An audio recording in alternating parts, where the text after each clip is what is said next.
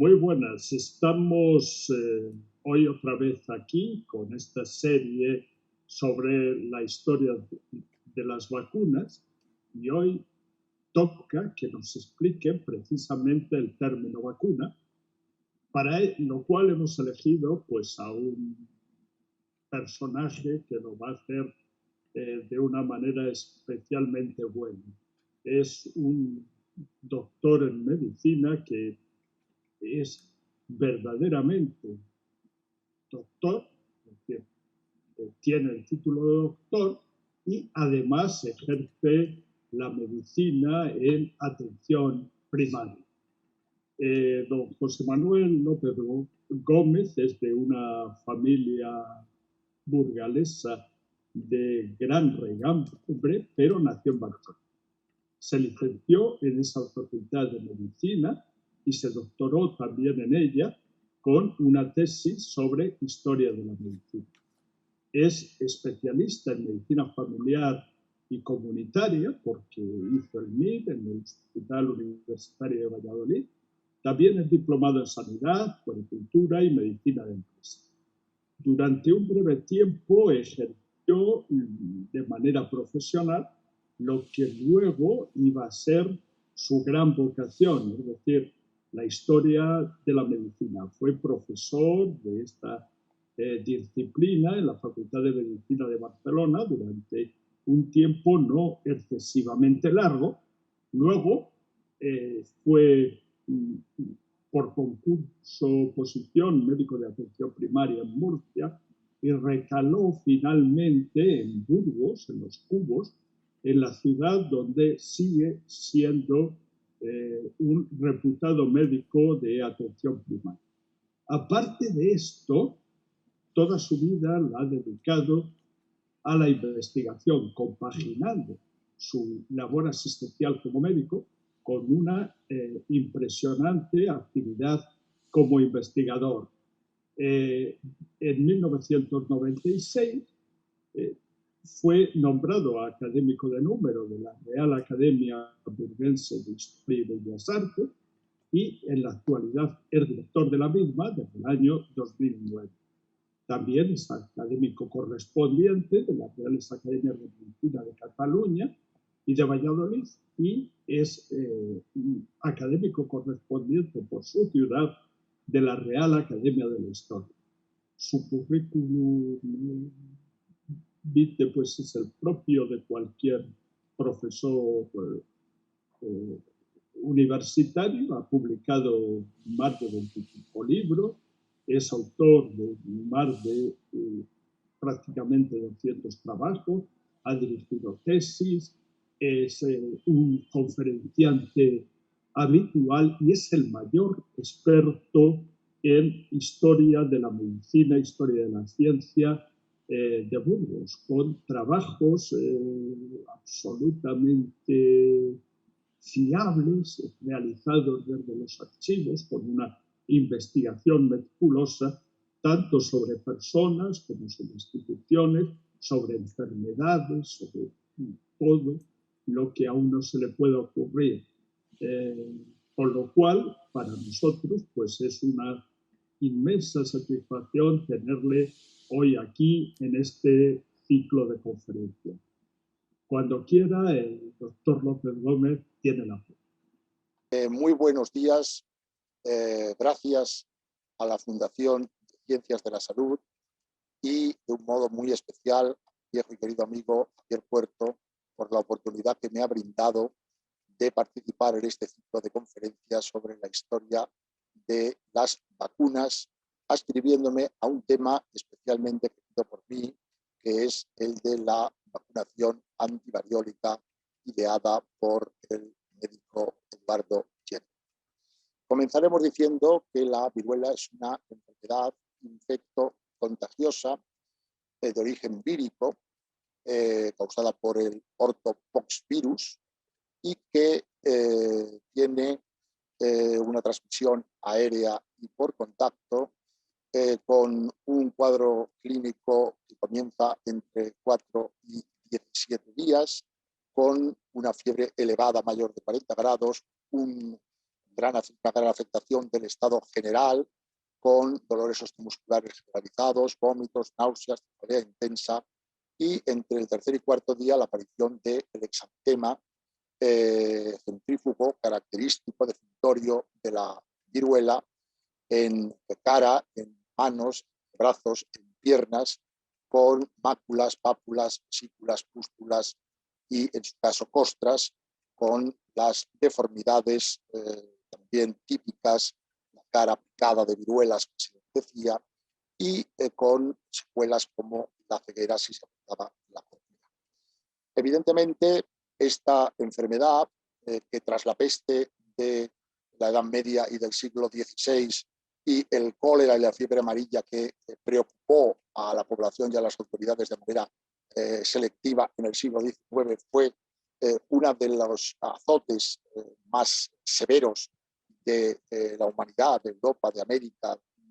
en el siglo XVIII de una manera muy especial, con una morbimortalidad elevadísima, sobre todo de la población infantil, pues no tiene más que un tratamiento sintomático. Al ser un virus no tiene un tratamiento etiológico, y el único modo de prevenirla, de ejercer la profilaxis sobre ella, es la vacunación que ideó Jenner. De ahí pues, la trascendencia de hablar de este aspecto. Pero para comprender bien el verdadero significado de la vacunación, es, creo que, relevante referirnos previamente a un intento anterior de prevención de la viruela, que es la inoculación antivariólica. Sí, ya existen, al parecer, testimonios de que la viruela existía en el Antiguo Egipto, aunque los médicos griegos y romanos no la describen con precisión. Existen testimonios de que los árabes desde Siria llegó a Arabia, y de ella, pues, por el norte de África, a España y a Europa, afectando pues a prácticamente todos los países y a todas las clases sociales, lo cual es también muy importante, porque no es como otras enfermedades que a lo mejor afectaban a las clases más desfavorecidas, sino también la aristocracia y la realeza se veía afectada por este cuadro patológico. Es, como digo, muy importante entender cómo la humanidad trató, lógicamente, de defenderse de alguna manera frente a esta situación variolosa, y parece que ya los chinos pues aplicaban extracto de las costras en la mucosa nasal, pero de una manera más específica desde el Indostán, muchas veces a través de empíricos, llegó al Cáucaso, desde el Cáucaso al Imperio Turco, a Constantinopla, lo que se denominaba la inoculación. ¿Qué era la inoculación antiviral? Era una práctica consistente en hacer unas escarificaciones en la epidermis de la cara, de los brazos, de las manos, y en ellas poner pues, pus de un enfermo varioloso leve, con la finalidad de que en un momento favorable en el que se aplicaba al paciente esa escarificación, padeciese una enfermedad de viruela leve que le protegiese de padecer otras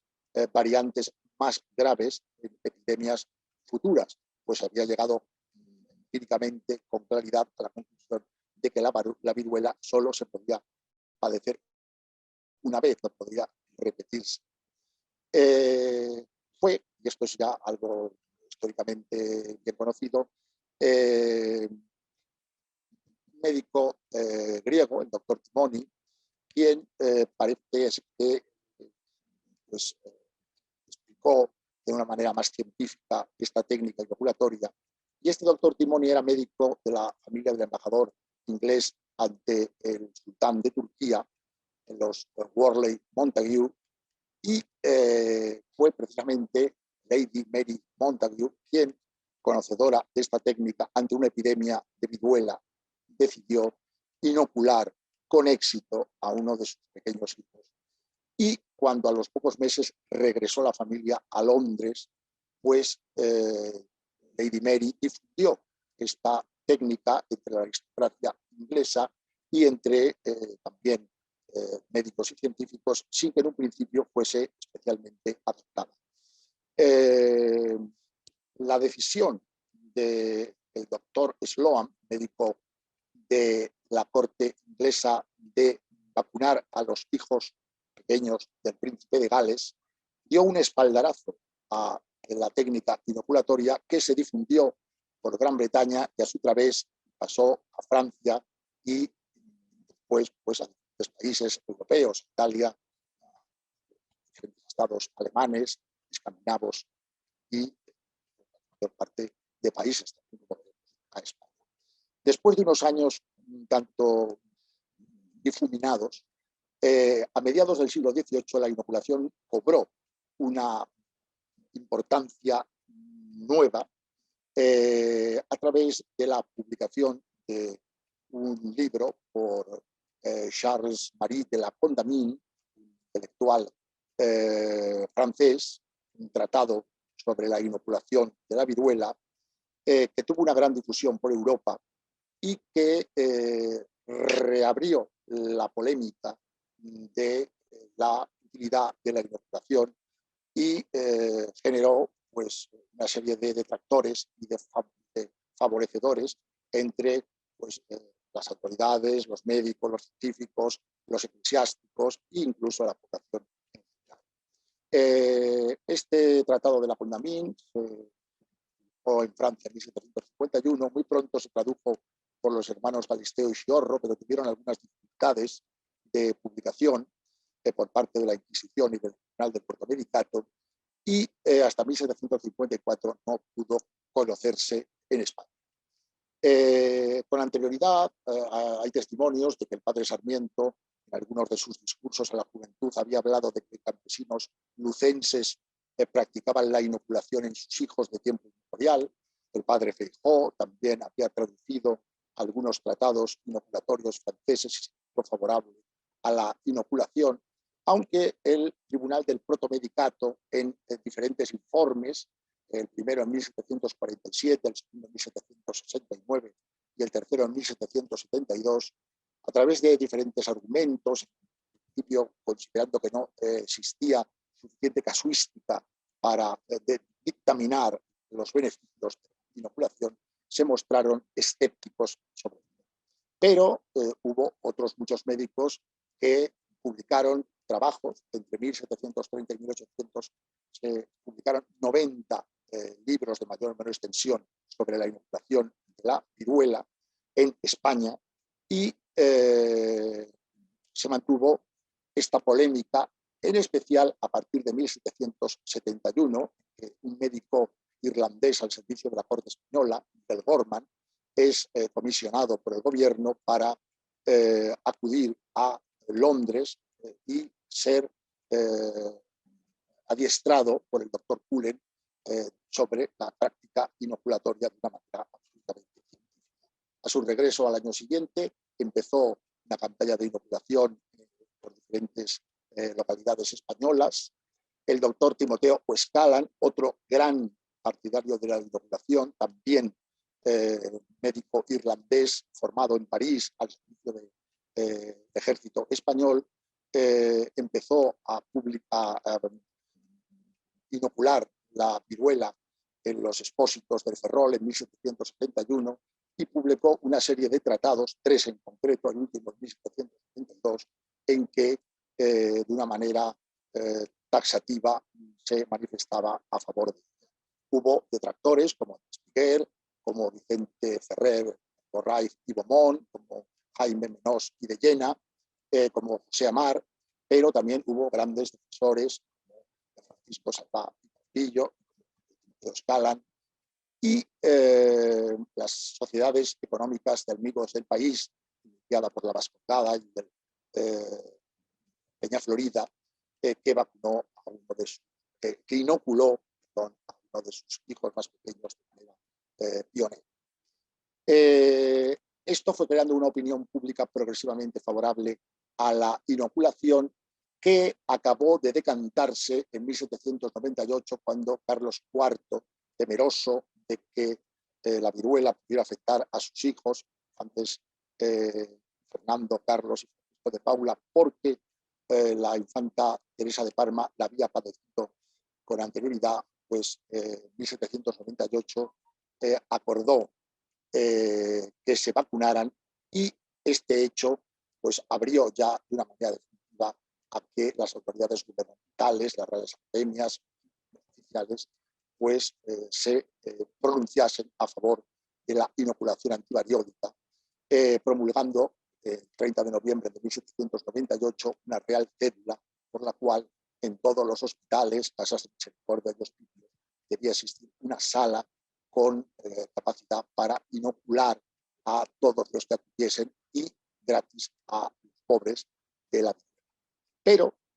de ahí la significación de la inoculación, cuando este hecho se produce en España tarde respecto de algunos otros países europeos. Unos meses antes, en junio de ese mismo año, es cuando el doctor Jenner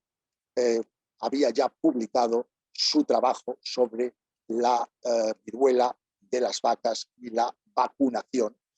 que verdaderamente logró, como veremos, la erradicación de esta viruela. Vamos, antes de ver este momento, quién era el doctor Jenner y cómo llegó a este descubrimiento. Eduardo Jenner había nacido en 1743 en Berkeley, una población de Gloucester, hijo de un clérigo anglicano. Estudió medicina y cirugía con Hunter en Londres y decidió regresar a ejercerla en su localidad natal.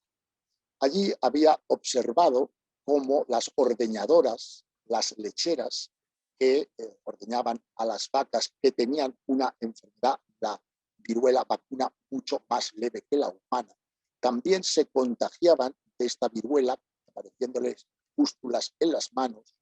y que estas muchachas no padecían nunca la viruela humana severa cuando se presentaban episodios epidémicos graves. Esto le hizo reflexionar, se lo comentó a su maestro y le dijo esa célebre frase: no pienses más, ensaya, sé paciente y exacto. Y eso es lo que hizo Jenner. Regresó a su población natal y durante 28 años se dedicó, aparte de su práctica profesional cotidiana, a reflexionar y a realizar observaciones y experimentaciones, en principio empíricas, pero cada vez más ordenadas, más racionalizadas, sobre este hecho de que las lecheras no padeciesen la viruela verdadera si habían tenido la viruela de las vacas. Finalmente, tras muchos años de reflexión y experimentación, en 1796 se decidió a realizar la vacunación en un niño que se llamaba James Phipps, y haciendo las mismas escarificaciones en el brazo, le aplicó un poquito de linfa vacuna. El niño pues tuvo un cuadro muy ligero de viruela, y Jenner a las 6 semanas le aplicó con otras escarificaciones fluido de una viruela maligna verdadera, comprobando que el niño no padeció ningún síntoma de la enfermedad. He ahí la constatación absoluta de que la vacuna, la viruela de las vacas, la vacuna, pues podía prevenir, evitar la aparición de la viruela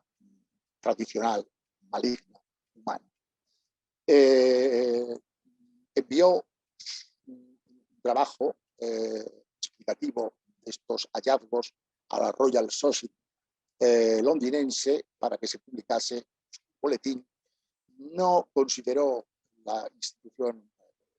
londinense merecedora de ello a Jenner, y en 1798 pues se determinó a su costa a publicar su trabajo que lleva por título Investigaciones sobre las causas y efectos de la vacuna de las vacas, en donde describe estos hechos que yo he ido mencionando, de que si se hacen unas clarificaciones, se aplica el fluido vacuno a los niños o adultos, se provoca en ellos una reacción muy leve que les protege de la aparición futura de viruela. Esta técnica, este método preventivo, suscitó en un principio algunas discusiones, pero en ese momento yo creo que la sociedad, después de décadas de debate de la significación de la inoculación, estaba ya totalmente receptiva a un nuevo método mucho más eficaz, con menos efectos secundarios potenciales, como era la vacunación, y fue rápidamente aceptado. Pasó, como ocurría con la inoculación, muy pronto a París, al París de la Revolución Francesa de 1799, y allí pues una serie de investigadores lo acogieron con rapidez e empezaron la práctica vacunal. En España, la primera noticia que se tuvo de los experimentos de Jenner fue muy temprana, en 1799, en el mes de marzo, en el Seminario de Agricultura Práctica dedicada a los párrocos, aparecieron algunas noticias a este respecto. Pero ya fue a final de ese año, en diciembre de 1799, cuando se produjeron algunos opúsculos ingleses y franceses sobre la técnica vacunal Jenner. Y las primeras vacunaciones que aparecieron, o sea, que se desarrollaron en España, llegaron por la frontera francesa, a la localidad de Puigcerdà, en la actual provincia de Gerona, donde el 3 de diciembre de 1800, el médico de la villa, Francisco Piguillén y Verdacer, con fluido vacuno que le había proporcionado el doctor François Coulomb, que era médico de París, con el cual mantenía correspondencia, que publicó al año siguiente también un tratado sobre la vacunación, tuvo esa linfavacuna, vacunó a una serie de niños en Jordá, en su comarca. Rápidamente se extendió la vacunación por toda Cataluña y llegó a Barcelona muy rápidamente, donde, entre otros, Salvay Campillo, que era partidario de la inoculación, se manifestó franco defensor de la vacunación, y en el año 1801, hasta el 1 de diciembre, se calculó que se habían realizado 7.000 vacunas en Cataluña. Desde Barcelona se trató de enviar la linfa vacunal a Madrid, pero se deterioró en el transporte, y la llegada a Madrid de estos inicios de la vacunación tuvo una segunda vía a través de la embajada francesa, la embajada española en París. Un miembro de la legación española envió a un oficial de la Secretaría de Estado, Luis de Onís, Madrid, el fluido vacunal entre dos cristales, y este se lo entregó al doctor Ignacio de Jáuregui, que era médico del Real Sitio de Aranjuez, donde en ese momento residía la corte, quien rápidamente lo dio a conocer y empezó la vacunación entre diferentes personas de diferentes clases sociales. Y a su vez lo dio a conocer a el doctor Ignacio María Ruiz de Luzuriaga, que es una persona clave en la vacunación antivariólica en España. Ruiz de Luzuriaga se había formado en el seminario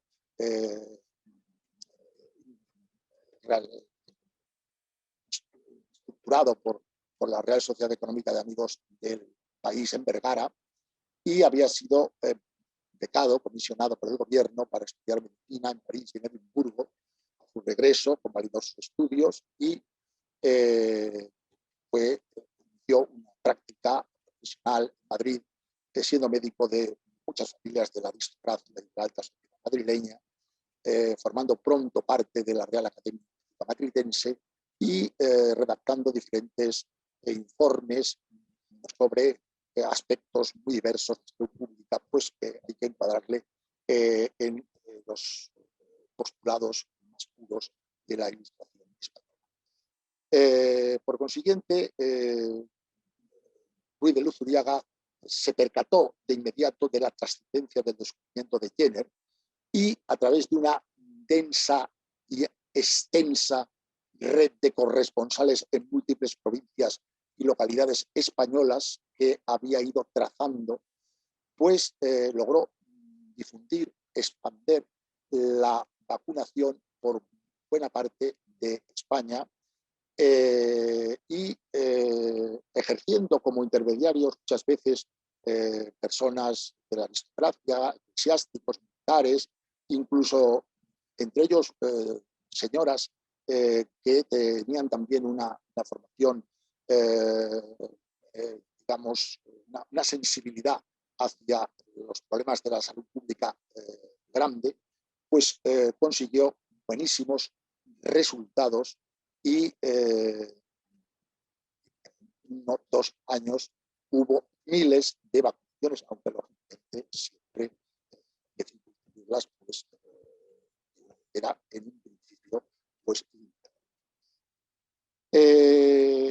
muy pronto, sin que surgiese ese larguísimo debate que en España durante décadas había agitado a la opinión pública sobre la inoculación,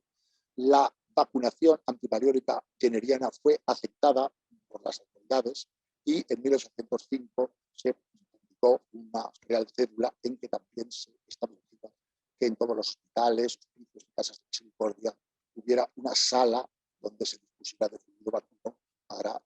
aplicarlo para vacunar a los que allá acudiesen y, como siempre, a los pobres de algún momento. Por otra parte, las autoridades gubernamentales totalmente imbuidas de las ventajas de la vacunación vieron muy pronto la conveniencia de extenderla a la América española, a la otra parte de España, que era América en esos momentos. Y muy pronto, en 1803, decidieron organizar una expedición, lo que se ha conocido posteriormente como la Expedición Filantrópica de la Vacuna, y se la encargaron su dirección a un médico cirujano experimentado, alicantino, Francisco Javier Balmis, que había traducido la obra de Moreau de Sart sobre la vacunación en 1802, y que había realizado además numerosos viajes a América profesionales, que tenía por consiguiente un conocimiento del mundo de la América española. Y tras una serie de preparativos, pues el 30 de noviembre de 1803 partió del puerto de La Coruña una corbeta, la corbeta María Pita, con el doctor Balmis, con un ayudante, el doctor Salvañ, que era un colegial del Colegio de Cirugía de Barcelona, y con 25 niños de la Casa de Expósitos de La Coruña y su rectora, Isabel Fundal, porque se decidió que el fluido vacuno se fuera transmitiendo de niño a niño a lo largo del viaje a América. El 9 de diciembre de 1803 llegó a Santa Cruz de Tenerife, inició una serie de campañas de vacunación en la isla y el 6 de enero partió, ya de 1804, hacia Puerto Rico. Llegó el 9 de febrero a San Juan de Puerto Rico, allí estuvo otro mes y partió hacia el puerto de La Guaira, en la Capitanía General de Venezuela, donde llegó a finales de marzo de 1804. Inició la campaña de vacunación y llegados a ese punto, Balmis pensó que alcanzaría mejores resultados en menor tiempo, dividiendo la expedición en dos partes, una dirigida por él y otra por Salvany.